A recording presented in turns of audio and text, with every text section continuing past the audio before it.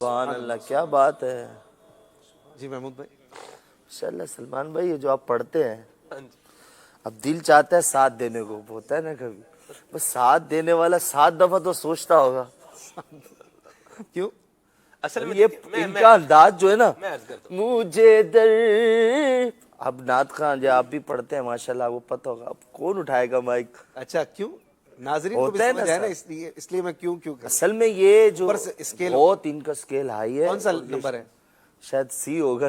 میں عرض کرتا ہوں، میں اس کی وجہ بتاتا ہوں. دیکھیں، ایک بندہ ہے تجربہ کار، جس کو طریقہ پتا ہے، جیسے محمود بھائی، آصف بھائی، آپ ہیں.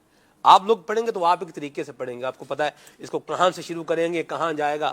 میرے جیسا بندہ بس جو مطلب بیٹھا ہے، آپ جیسا بندہ چلا رہا ہے، اتنا اٹھا کے اس کو نبھا رہا ہے. اس کو نبھانا کمال یہی میں کہنا چاہ رہا تھا کہ ماشاءاللہ آپ لے گئے، اور اس کے بعد ماشاءاللہ اشفاق بھائی کور بھی الحمدللہ ہے نا. یہی تو تجربے کی وہ ہے، بنیاد ہے. نصیب فرمائے. بس کہ آپ کے ساتھ بیٹھنے کی برکت مگر یہ اسکیل میں پڑھنے کے لیے نا کافی دفعہ سوچا جاتا ہے. وہ ہوتا ہے نا کہ یہ اتنی بڑی محفل ہے، یہ پڑھ، اچھا یہ لائیو ہے یار، پڑھ لیا، اگر گلا بلاسٹ ہو گیا، گلا پھٹ گیا تو کیا ہوگا، یہ بھی سوچتا ہے انسان. ہو گیا تو ماشاءاللہ، کیا آپ تو اگر ماشاءاللہ بلاسٹ ہو گیا تو کیا ہوگا؟ کچھ نہیں ہو، ایک ہوتا ہے. لیکن یہ تو ہوتا ہے سب کی دل، وہ تو ہوتا ہے. نہیں یار، بندہ کافی دفعہ اخلاص رکھے.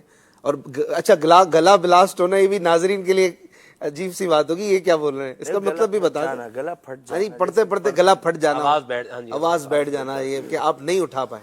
کوئی بات نہیں اٹھا پائے. اس کو ذرا اس کو مائنڈ نہیں کرنا چاہیے. ویسے میں تو عرض کرتا رہتا ہوں، نعت خواں بعض سوالات کرتے ہیں، یہ کیسے ہو، وہ کیسے ہو، ہم گرپ کیسے ملے، پختگی. کوشش کرتے رہیں، لیکن ان چیزوں سے زیادہ اس پہ نظر رکھیں کہ قبولیت. پڑھتے پڑھتے کام ہو ہی جائے گا. پڑھتے پڑھتے کام ہو ہی جائے گا. درست فرمایا. لیکن یہ جو بات ہے نا اشفاق بھائی، کہ ایک آپ کی بات بڑی ریلیونٹ بات ہے، اخلاص ہو، ذوق پر توجہ ہو.